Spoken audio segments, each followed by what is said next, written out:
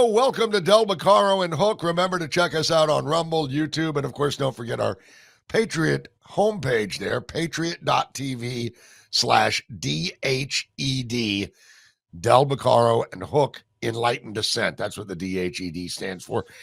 Tom, well, here we are, 2025. We're into the new year. It quite literally started out with a bang, and not the kind you like. We saw what happened in New Orleans. There was some very odd attack. It looks like an attack in Las Vegas. We're going to talk about that a little bit today. But now that the new year is upon us, we look forward to what we can expect in 2025 and maybe in good and bad ways. Let me just bring you on here, man. Tom, good to see you. Happy New Year to you. Happy New Year to you. What do you think? Well, it's going to be a big year. And we're going to talk about that in the third segment. We're going to hit some of the breaking news today related to New Orleans and Washington, D.C., and wind up talking about our hopes for 2025. Some things don't change. How is it that the Republicans are disorganized? It's not like they didn't know this was going to happen. It's been 60 days since the election. They know the Trump agenda, and yet there have been holdouts from the Trump agenda.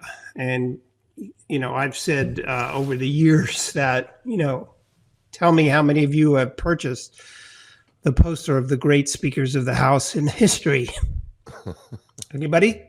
Yeah, there's no such poster because presidents make the agenda. And whatever problems there were in the past, Steve, related to speakers, whether it's McCarthy or Johnson, was done with a Democrat Senate and a Democrat president, which made their jobs immensely more difficult during that period of time. But today we have a Republican president and a Republican Senate, and just as importantly, I think, this DOGE effort, which will do what? Shine the light on all of the wasteful spending and make it much easier to be the Speaker of the House. And what troubles me about these holdouts isn't that they think that we should have less spending. Hello, that's like saying to a kid, do you want more ice cream? Yeah, I do. Yes, I want less spending. But we have a completely different dynamic. And that's what's concerning me so very much, is that the Republicans still can't seem to be organized, even understanding that there's a different battlefield. Yeah.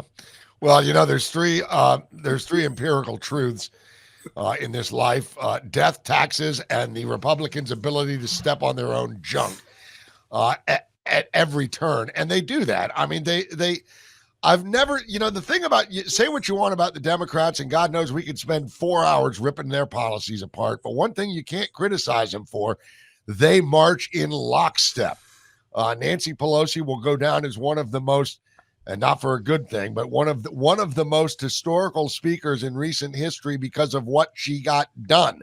And again, it's not necessarily a compliment, but pushing forward an agenda, Pelosi and the Democrats know exactly how to do it, and they've done it. We've witnessed it for 4 years. It, in large part, is what led to Trump's reelection. But now we've got Republicans who never seem to march in lockstep, Tom. They never seem to be on the same page. And that's a party weakness. Are we going to be able to overcome this in 2025? Well, over my shoulder, my book, The Divided Era, talks about the fact that you can expect more narrow majorities than in years past, in the olden days, like 25 years ago, because you don't expect to have, we had times when one party or another had huge majorities, 30 plus. You're not going to get that 30 plus. And so for Republicans who tend to be more willing to step out of line and say you're doing the wrong thing than the Democrats seem to vote 100% for every issue they want or against every issue Republicans want. So there is that natural dynamic that will make it harder for Republicans in this divided era. However, nothing succeeds like success, and momentum brings along a lot of people. And if the Republicans get underway and you see Doge's effort of shining a light on why a 1,500-page bill should only be a 100-page bill, and that happens repeatedly, I think the job could become easier. Yeah. But Republicans need to, understand that, a President Trump is different than a Biden, and there's nothing like Schumer, right? So they have this opportunity, and they can't squander it. Speaking of disorganized, how disorganized did New Orleans look? Whether it's the press conference or not putting up barriers, it doesn't seem. I know we have Sheriff Thaddeus Cleveland coming on, who I'm particularly pleased about. We'll talk about the border wars, if you will. But it seems to me that did we fall asleep in the relative security since 9/11? Yeah, that's a big question. I mean, pre 9/11 mindset, every time that starts to kind of creep in years past, look, there was always some reason why we can't take our mind off the ball. Our eye off the ball. We've got to keep looking. But at the same time, it's a religion of peace and this, that, and the other. And we have kind of been lulled into this false sense of security. And I would say that this attack in New Orleans is a huge wake-up call to people. And you couple that, Tom, with, and we'll talk to the sheriff about this because I'm sure he'll have a lot to say.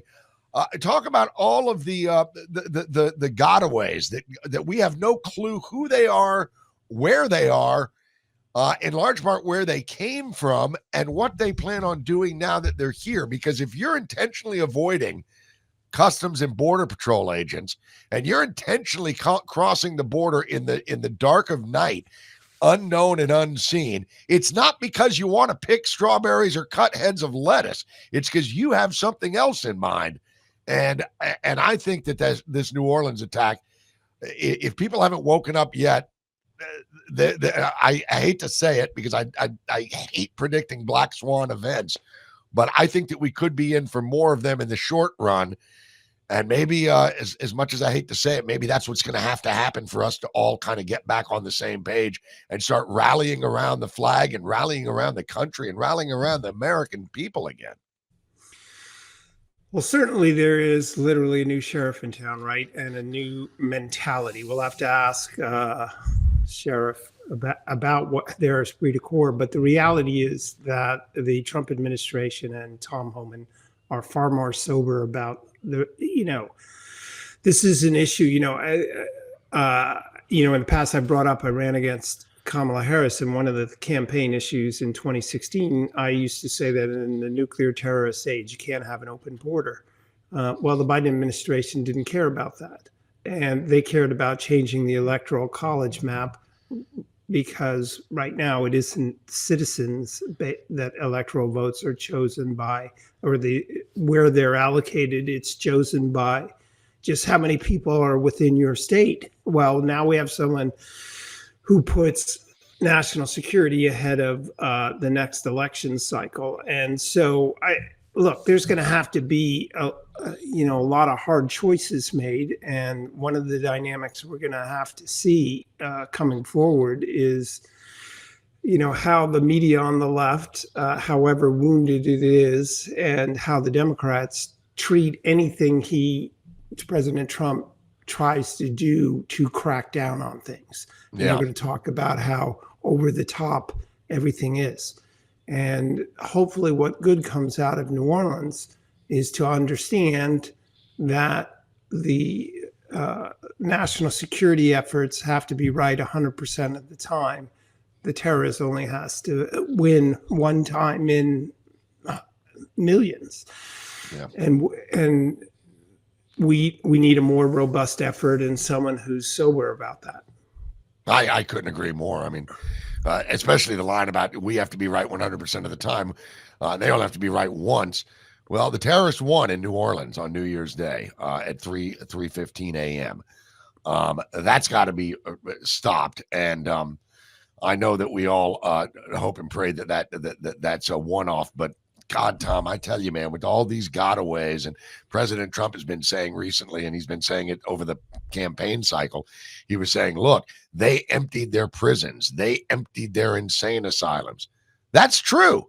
They really did do that. I mean, crime rate in Venezuela is at a record low because all of their criminals are gone. We'll just see. In hopes of 2025, I just hope that we all realize that, look, man, everybody's vulnerable to this, and we have a commander-in-chief now that's going to get to the bottom of it, and we've got some great people coming in. Tom Homan, you mentioned. Mike Waltz is coming in as the national security advisor. He's hard on this stuff too. Everybody. I mean, even Pete Hegseth. He's very hard on this, so it's going to be interesting to see how it plays out. Yeah, absolutely. I do want to let's play that first clip related to the press conference and sort of the how their lack of organization. Then I want to comment on something very specific. Good morning. My name is Alethea Duncan. I'm the Assistant Special Agent in charge for FBI New Orleans. As Chief Kirkpatrick said, we'll be taking over the investigative lead for this event. This is not a terrorist event.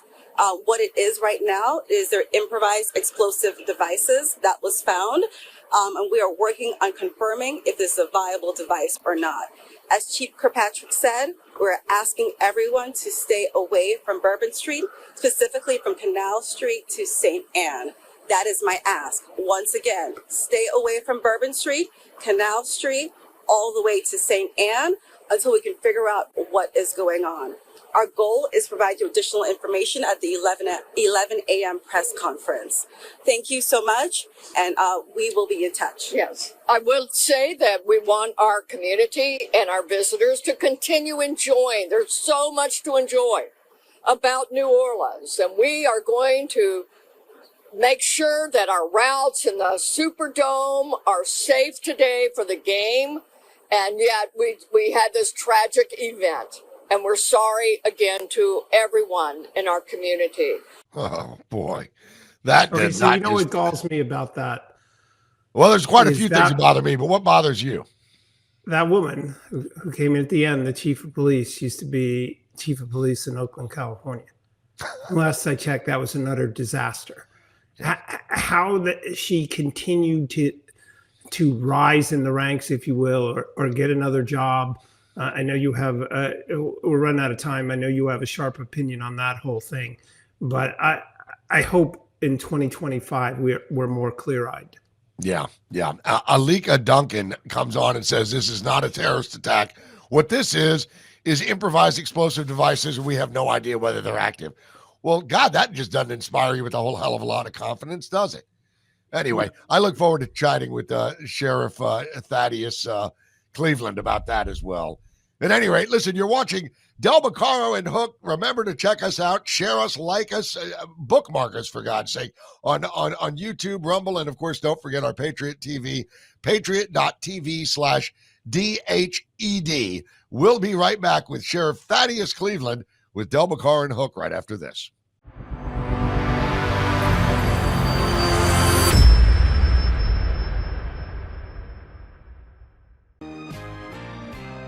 I couldn't give anything a higher endorsement. I would be remiss had I not include Cardio Miracle on my very short list of secrets. It's the real deal. It's a real product. It's not another supplement. I'm operating about 6 to 8 hours, and I've noticed that being on this Cardio Miracle has made a huge difference. Since I started taking Cardio Miracle about 8 months into it, the benefits have been fantastic. You know, if I get hungry, then I just have a Cardio Miracle. Not only is it safe, but it's necessary to take Cardio Miracle to stay well. This let me sleep. It's showing up more energy, more get up and go, and it's all because of what this company does. For me as a doctor, Cardio Miracle is a staple. Cardio Miracle to me is hope in a glass.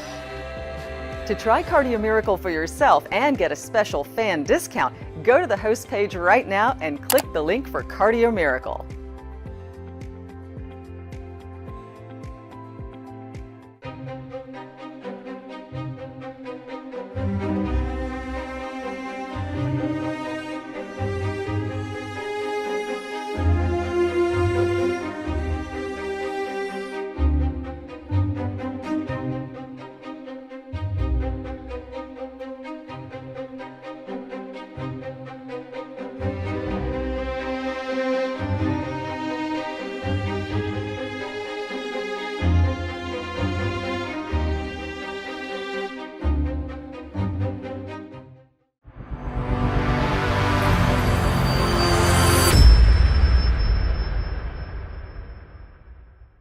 Welcome back, everybody, to Del Bucaro and Hook. And again, Happy New Year to everyone. We have a great guest today from my perspective, because given the recent terror strikes and what's going on, unfortunately, we need to be reminded that freedom isn't free and that we have to be ever vigilant.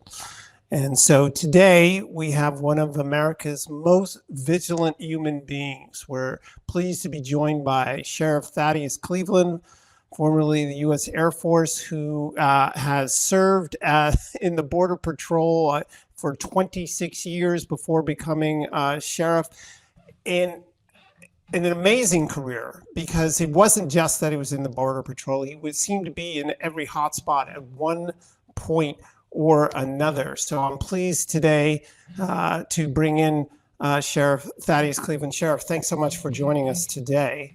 Maybe if you could just tell people your current role and some of the more interesting hotspots in which you've served.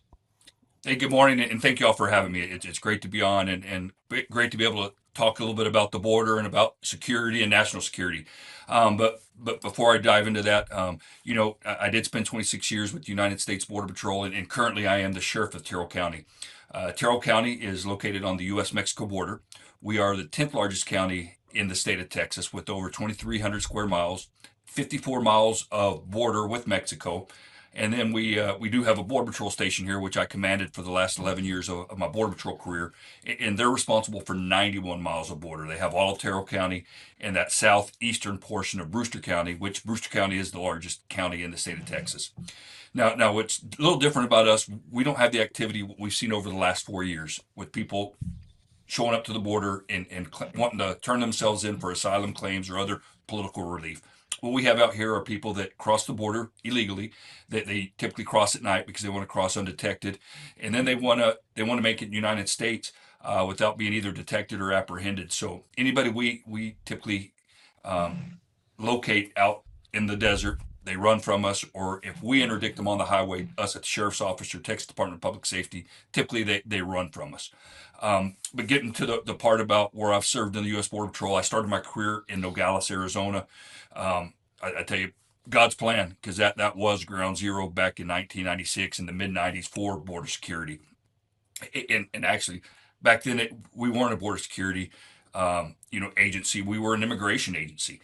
And what changed that mission for the U.S. Border Patrol was 9/11. After 9/11, we became part of Department of Homeland Security, and we transitioned from focusing just on illegal immigration to border security, which is stopping bad people and bad things from crossing the border. But I've served all over the southwest border, and I even had a couple of tours up through Washington, D.C., and like I said, ended my career here in Terrell County. So obviously the headline news from New Year's Day was the terror attack in New Orleans, and it's still sort of ambiguous the motive or what happened in Las Vegas. But as someone who's lived the life you have, what were your first reactions to what went on? We first and foremost, heart, thoughts, prayers go out to those families that were affected, those victims. And we're in a different time in the United States of America. It's just, I don't know that we are prepared completely for things of this nature. We've been so focused, and rightfully so, on the border for the last 4 years. And I'm one that can tell you that what we've seen over the last 4 years, we have never seen before. Look, I'm actually a lifelong resident of the U.S.-Mexico border. I was raised right here on the border, served, like you said, a career in the Border Patrol, and now a sheriff. What we've seen over the last 4 years is unlike ever before. And the reason I say that is, look, I started my Border Patrol career under President Clinton and worked through President Bush, through Obama, through Trump, and a year and some change of the Biden administration. And what's different is those first 4 administrations I mentioned, they all lent to a safer and more secure border. Obviously, some more than others, but starting under President Clinton, they first started building border barriers and continued that all the way through President Trump, but it stopped under President Biden. All 4 of those administrations had a bipartisan effort to make our border more safe, secure. They added technology, infrastructure, and most importantly, agents, men and women with a badge on their chest, go out there and conduct Border Patrol activities. But again, I just don't know that our communities are fully prepared for an incident like that. So, Sheriff, I don't know you know that I ran against Kamala Harris for United States Senate in 2016. And one of the things that I used to talk about was that you can't have a wide open border in the nuclear terrorist age. You're on the border. You've been all across the border. What is it that we don't know? And given what happened in Louisiana, is this risk higher now? You know, and that's a great question, because the risk definitely is higher. And the reason it is higher is because before Biden even took office, when he was still running for president and was debating against President Trump, he let the world know that he would let in asylum seekers. So he basically let the world know, come to the United States of America. And that is not what we need. And what I mean by that is, what we need in the White House is a strong leader that tells the rest of the world, you're not going to come to our country illegally. Are we still going to have some come? We are. But that's going to be a deterrent in itself.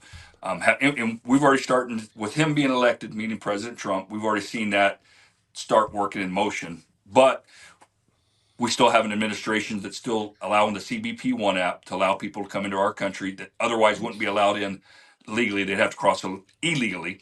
And we're still seeing the CHNV, the Cuban, Haiti, Nicaragua, and Venezuela program that allows these people to fly into the United States. And again, these people wouldn't qualify for a legal immigration status. But what we've seen over the last 4 years is a complete dismantling of the U.S.-Mexico border.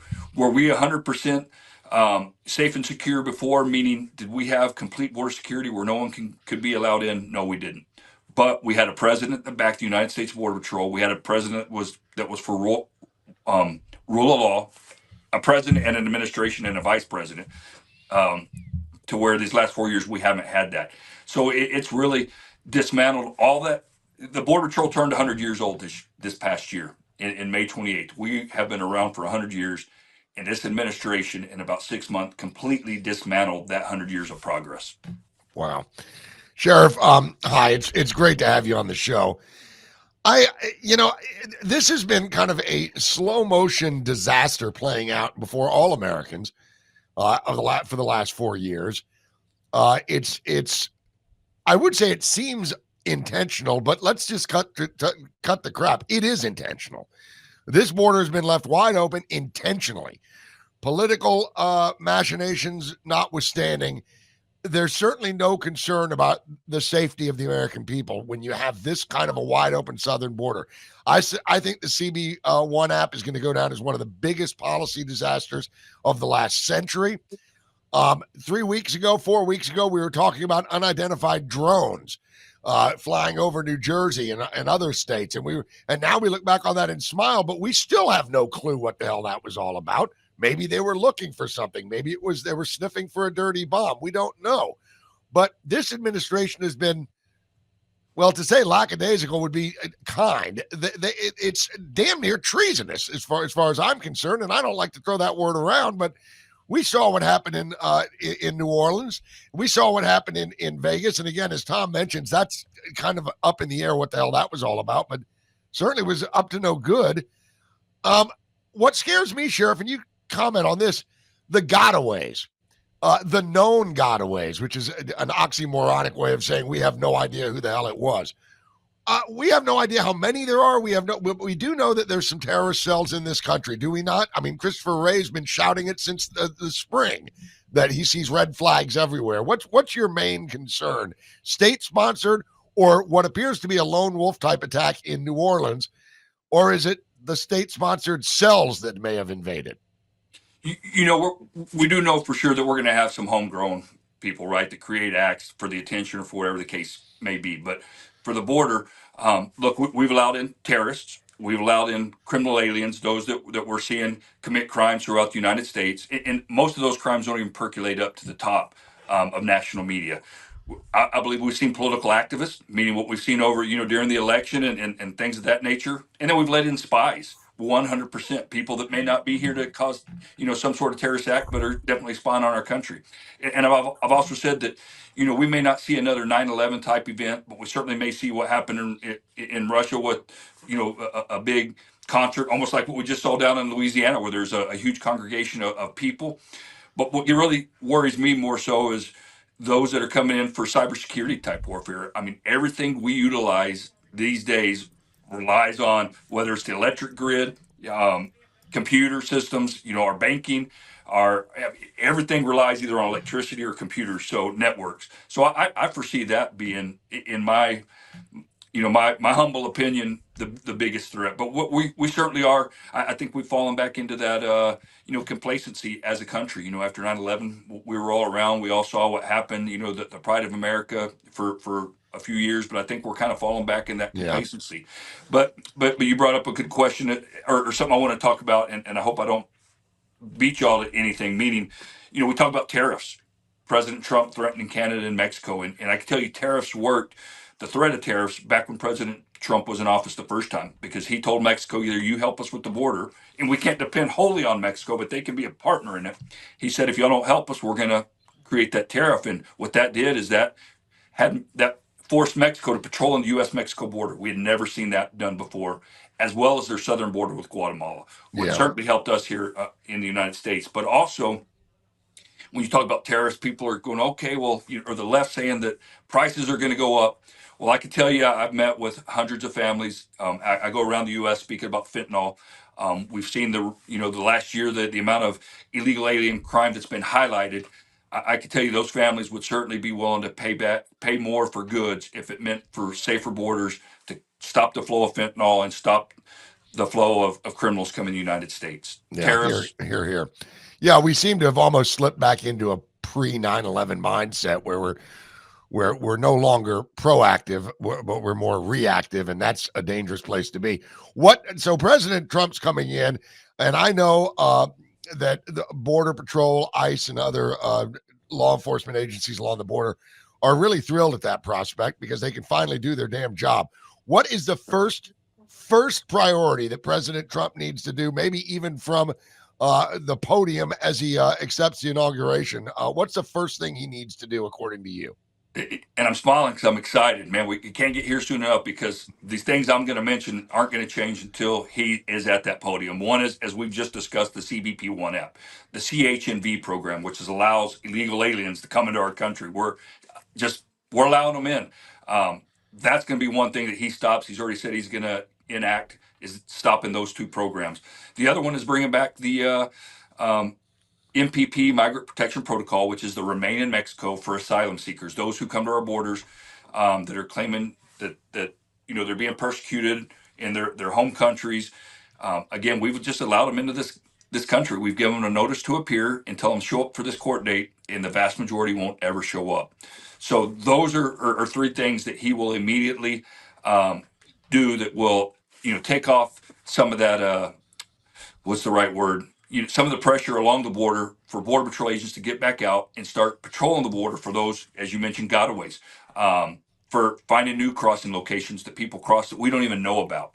Our county is one of those counties that I know I'd mentioned earlier. The activity we have here isn't what you see portrayed on TV. We have those that kind of that historical mission of the Border Patrol. But Terrell County, we're the busiest county between Del Rio to El Paso.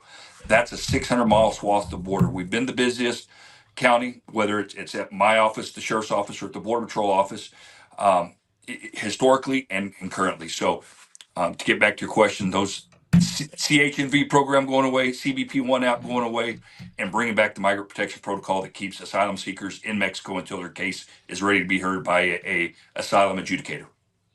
So Steve mentioned this pre-9/11 mentality.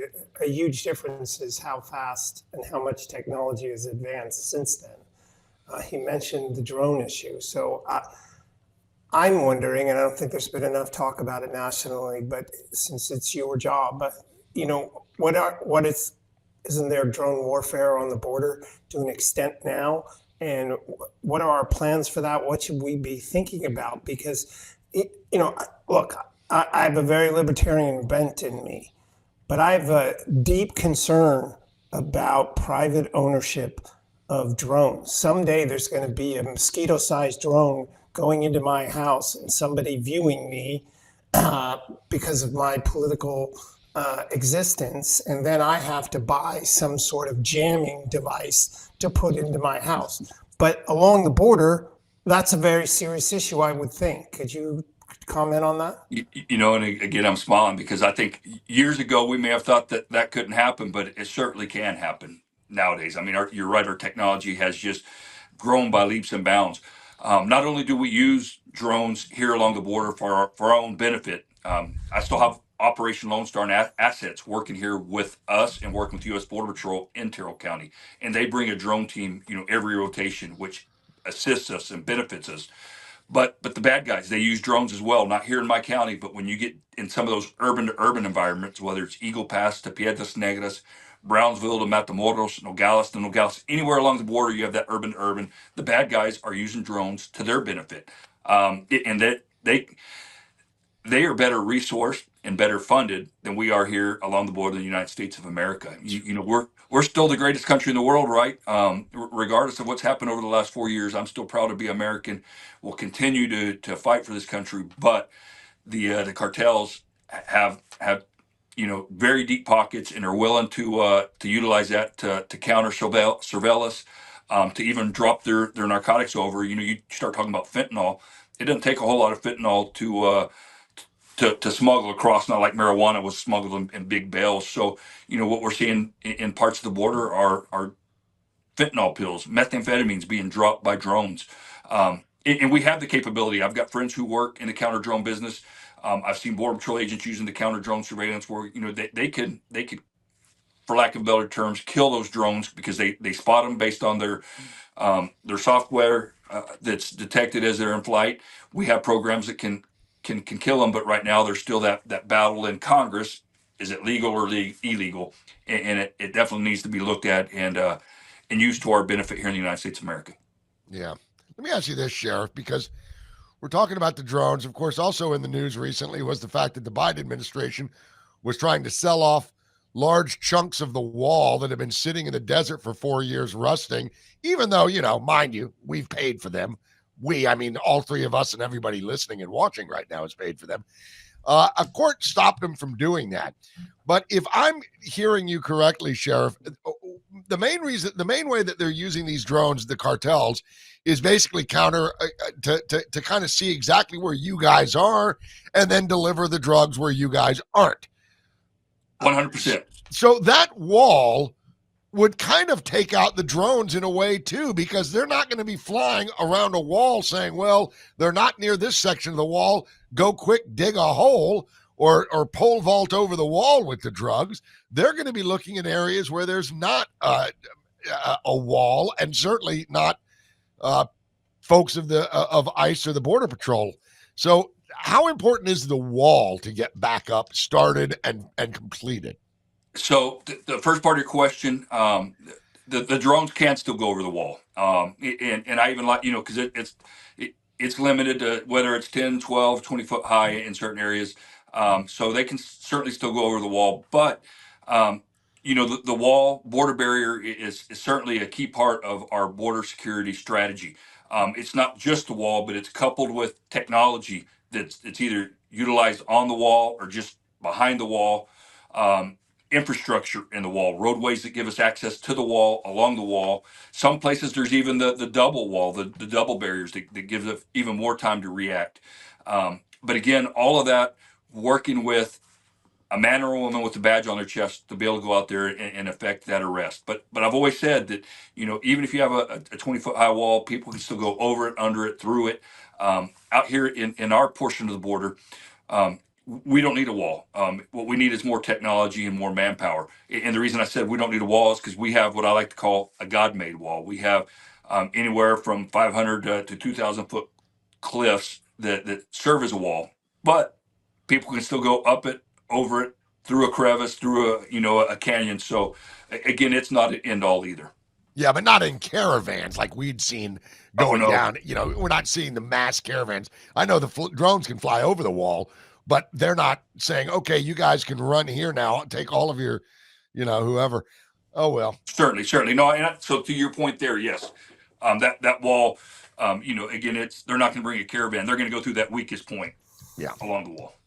So in a couple of minutes we have left, how's the esprit de corps? I mean, look, I couldn't do your job, and the job of police officers from Manhattan to the border has been made immensely difficult, as if you're the problem versus trying to keep some order in this world.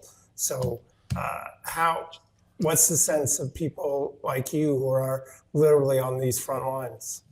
You know, I think the reason why we do what we do is why we're here. And I often have people come up to me and say, "Hey, thank you for what you do. God bless you. Your job's so dangerous. It's so hard." And I usually retort back that, I'm in law enforcement. I knew since first grade I'd be in law enforcement.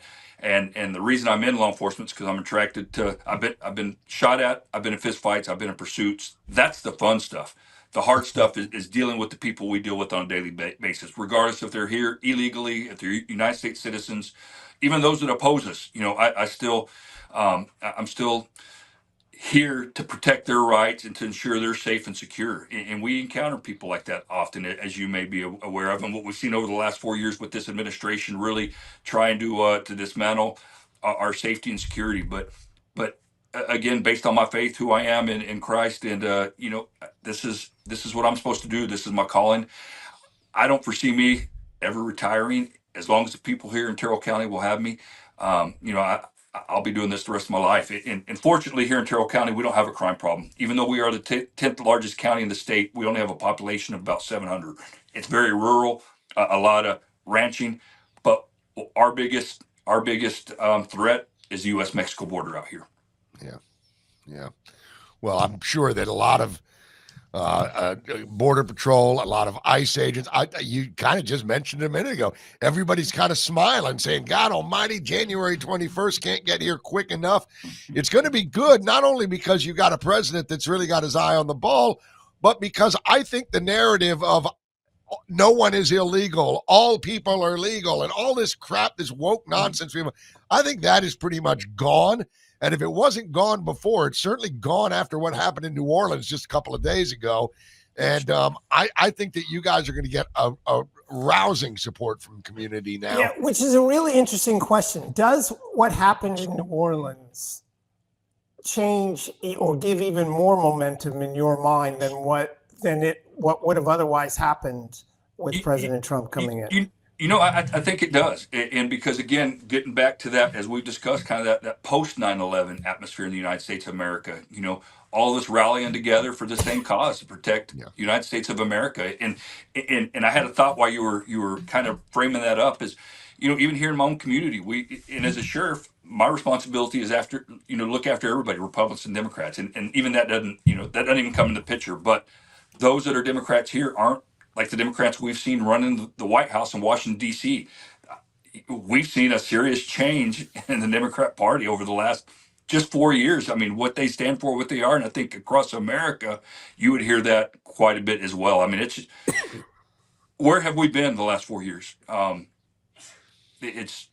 almost speechless. I mean, I'm anxious. It's going to be fun, and not just because it's President Trump, but because, again, we're getting the right people in the right places, even within border security, whether it's Tom Homan, Rodney Scott. Rodney and I work together out in Nogales, Arizona. He's going to be and up in D.C. He took me to D.C. the first time, but he's going to be our Commissioner of Customs and Border Protection, which oversees U.S. Border Patrol, Office of Field Operations, and CBP Air and Marine. So we're getting the right people in the right spots, and it's going to be some good times for the United States of America. Well, that's great to hear. Rodney Scott is a great guy, and so are you, Sheriff. Thaddeus, listen, we appreciate you coming on. I know you're anxious and chomping at the bit to get the job done. And Sheriff, you've only got a few more weeks, and we're 100% support you. God bless you. Thank you for doing what you do, and for all of your men and women out there doing the same thing. Thanks for joining us on Del Beccaro and Hook. Thank you all, and open invitation. Y'all are welcome to come out if y'all get the opportunity. Let's get through the first of the year and let's go do a tour, Tom. Hey, come on out. Because we're still going to have. I want to see Tom on horseback. We can do that. The Italian stallion rides you again. can do that, but what about me? That's great. Open invitation to y'all. Y'all come out if y'all get an opportunity, or if you find yourself out in West Texas. I'd love to take you and show you our portion of the U.S.-Mexico border. That'd be wonderful. Thanks so much, and thanks for what you do. Happy New Year. Thank you all. God bless.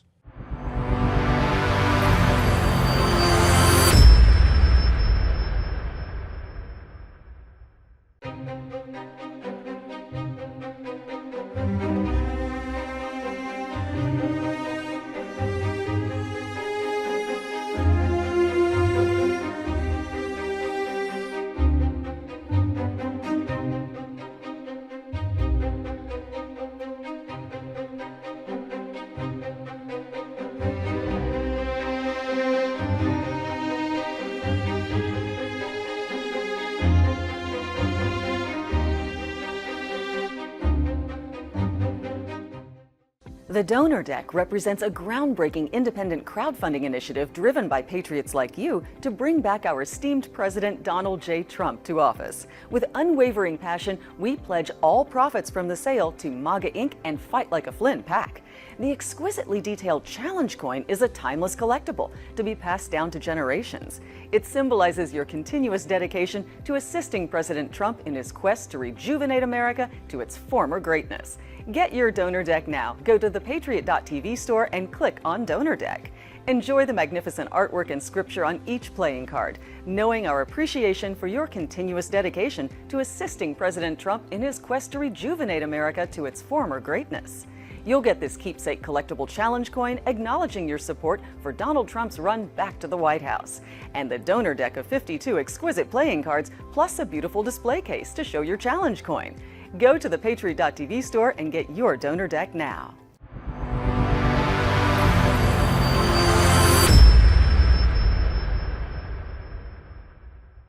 All right, welcome back to Del Macaro and Hook.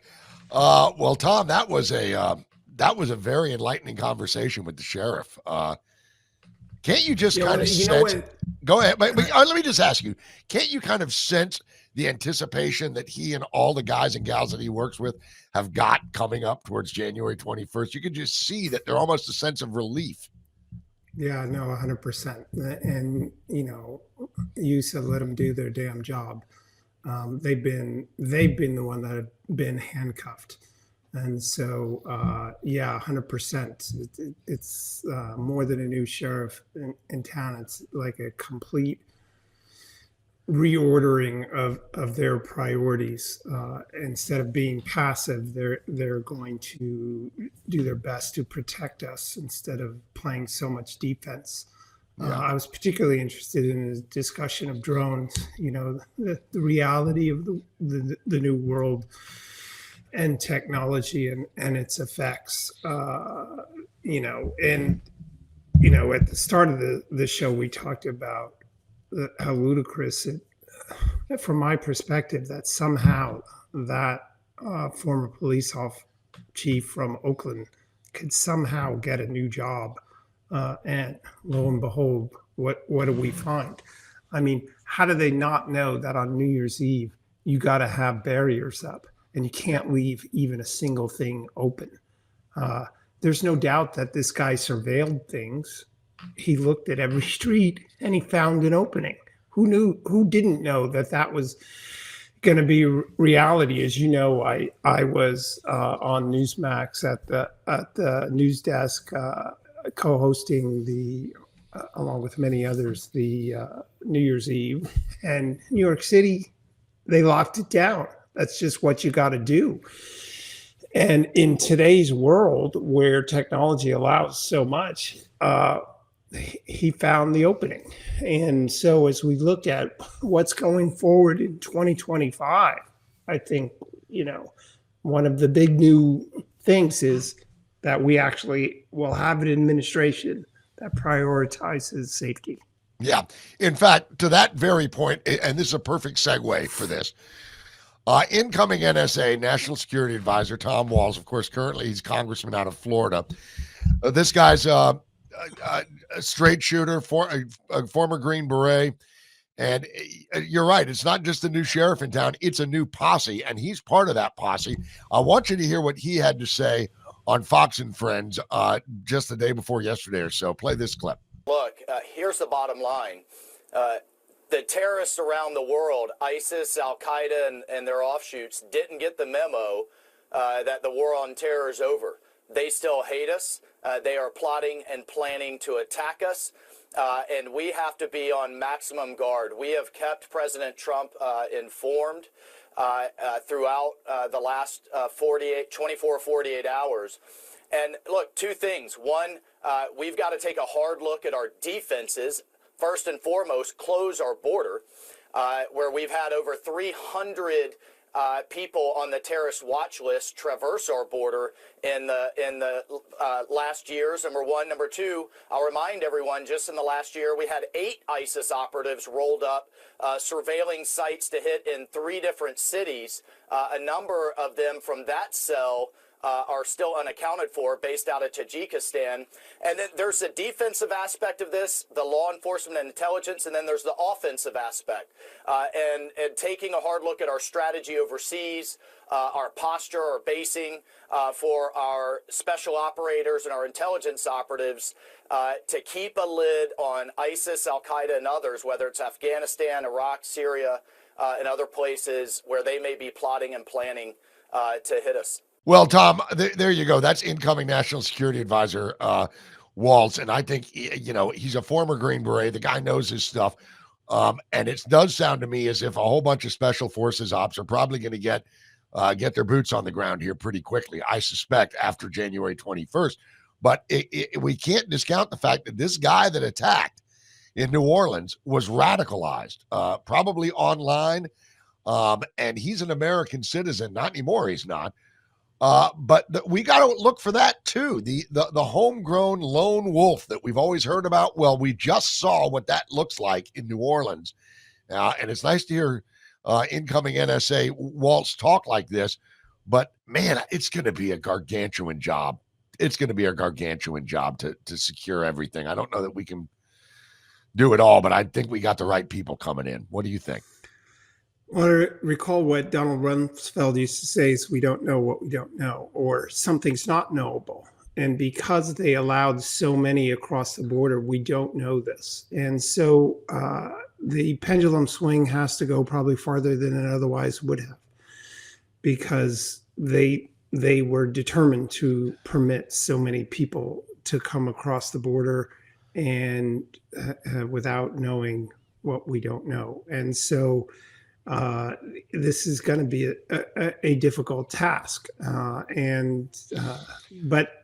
what we're going to see in the next 2 months is more activity than I think any presidential administration coming in probably ever, because there's so many fronts. And many people have said, and we have said, that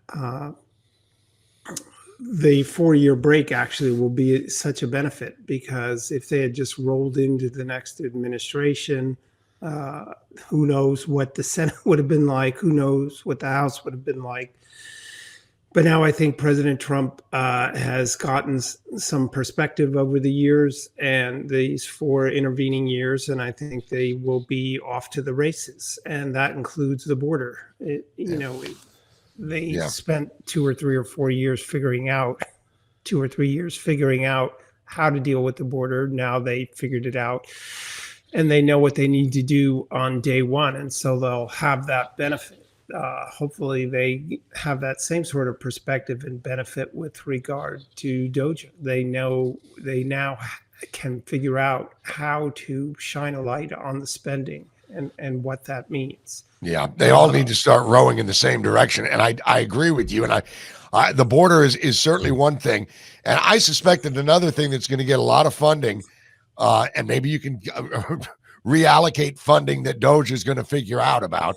We can reallocate that towards cybersecurity, figuring out maybe more people snooping around on message boards and saying, hey, wait a minute, why has this guy got a ISIS flag in his profile picture? Why does this guy praise these attacks from the Houthis or whatever it may be? I'm just spitballing here, but that's going to happen, because this guy did not cross the border in the dead of night.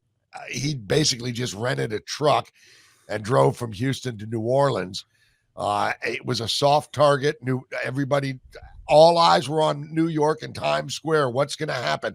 Well, what did the NYPD do? They hardened that target. They made it damn near impossible to get anywhere. And if you've ever been to Times Square on New Year's Eve, there's bollards everywhere in the streets, whether it's trucks filled with sand or just a whole barricade of police cars. They block those streets down. This guy knew that wasn't going to happen in New Orleans, maybe because of the former Oakland police chief being there. I don't know, but all of that's going to have to change. Yeah, if you go to, I was at St. Patrick's on New Year's Day, and I immediately looked at the fact that they have those bollards where you can't get up on the sidewalk with a car. And so it may be that you're driving down Fifth Avenue on that particular day, but you can't get up on to the sidewalk, and that's just a new reality. The terrorists changed their tactics. Their tactic is to use these trucks or cars that look normal in any given day. And this has been going on for some time now. So, this wake-up call, look, you have to reallocate, but we can't be, this soft on crime thing. You can't keep going with it. No. And that's why one of the reasons why the Democrats lost the election. Americans have seen. Yeah, that's the mandate. That's the mandate right there. And I think that the New Orleans attack, and who knows what's going to happen with this Vegas. We're still kind of waiting to get all the pieces of that. That seems like a very strange incident that happened in front of Trump Tower in Vegas. But I agree. It's gonna have to be we're going to have to start looking at this as post 9/11 again and saying this is. I think Mike Waltz said it best, Tom. They didn't get the memo that the war is over. And the American people need to get that memo too. The war is not over, sadly. But we got the right team coming in place, I think. Yes. And I want to thank our viewers who are doing this special edition of this particular show, getting it out earlier than we normally do, because we want to talk about this issue and let people know that, you and I are on this kind of thing, but we want Americans to come to the understanding that, you can't fall asleep on this. Freedom's never free, but it also requires constant vigilance. And we here at Del Beccaro and Hook want to emphasize that need, and that, the Soros DAs and these chief of police who are soft on crime, who suddenly, want to act like, oh, we were tough. No, what did that chief of police say? Oh, we didn't know we had those resources. Okay, you didn't know? Yeah. But you're talking about New Year's Eve, and New Year's Eve's a big deal when it comes to law enforcement. And so hopefully as we go into this new year, with that dynamic changes. Yeah, I agree. I got 2 words that I always said to my kids when I taught them how to drive: situational awareness. And nowadays, if you're going to be in a situation, whether it's a football game, basketball game, or just some town fair or whatever, situational awareness. It sucks that we have to think that way, but here we are, Tom. But it is a new year. We hope you all had a happy new year, the best one you could. And in 2025, we look to make it a very good one here on Del Beccaro and Hook. And Tom, we've got to take Sheriff Cleveland up and get you down on we'll get you a real nice 10-gallon hat, put you on a horseback, and we'll go ride the range with the sheriff. Yeah, horses and I haven't always gotten along. Okay, folks, we need to wind this up for the inaugural Del Beccaro and Hook show for 2025. Please, of course, you can find us on YouTube. You can find us on Rumble, and of course on Patriot.tv, where we hope to have a big presence this year as well, meaning that you all follow us there and blow up the show. Oops, wrong words. Make the show a big show on that particular program. Thank you all, and welcome to 2025. Peace.